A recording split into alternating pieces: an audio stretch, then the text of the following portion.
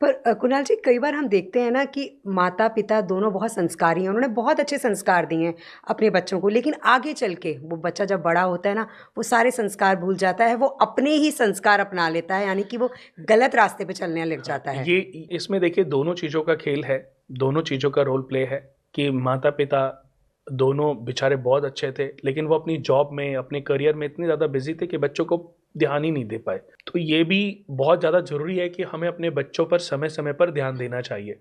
बच्चों को माता-पिता के टाइम की सबसे ज़्यादा आवश्यकता होती है। बिल्कुल। जब हम उनको वो समय नहीं देते, तो ऐसी स्थितियाँ तब उत्पन्न होती हैं कि माँ-बाप अच्छे तो बहुत हैं, लेकिन अब बच्चे उनका कहना नहीं मानते क्योंकि सब कुछ है, लेकिन उन्होंने समय तो दिया ही नहीं बच्चों को हुँ, कभी। बच्चों को समय किसने दिया?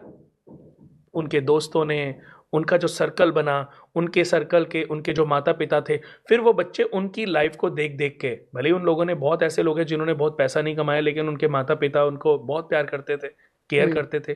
तो बच्चे उनसे कंपेयर कर के अब अपने अच्छे माँ-बाप से भी फ्रस्ट्रेट हो गए। जी, उनको अच्छे तो हैं, लेकिन वो फ्रस्ट्रेट हैं कि हुँ, इनके लिए बच्चों के लिए उनके पास टाइम नहीं है। हुँ, जैसे अभी एक मूवी आई थी एनिमल, जी, आपने देखी होगी। जी, बिल्कुल।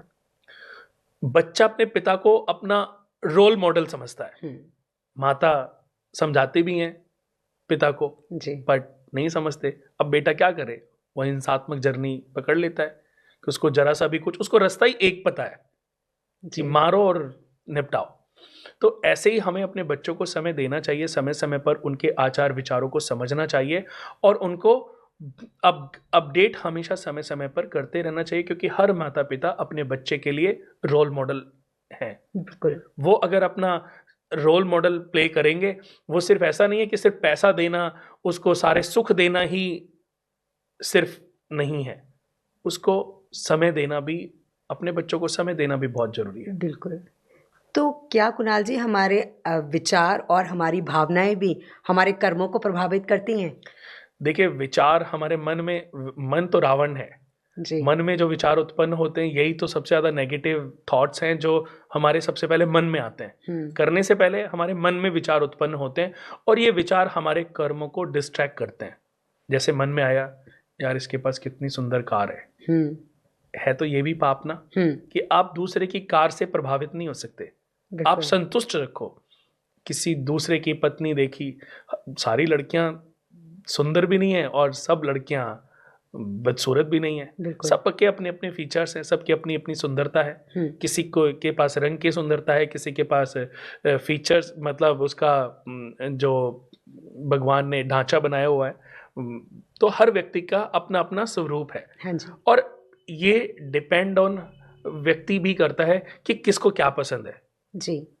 तो ऐसे ही आप किसी दूसरे की पत्नी को देख कर के प्रभावित होते हैं, आप बुरा सोचते हैं, तो ये मन का रावण ही तो है। हाँ जी। मन रूपी रावण सीता रूपी आत्मा को रोज हरण करता है।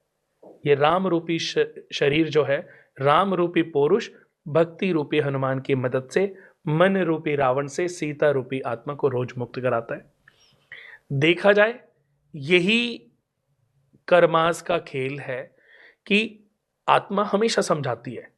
कहते हैं ना, अंतरात्मा की आवाज हमें सुननी चाहिए क्योंकि अंतरात्मा सीता है, हुँ, मन रावण है। मन हमेशा आत्मा को जकड़ने की कोशिश करता है। नहीं, उसने भी तो पाप किया है।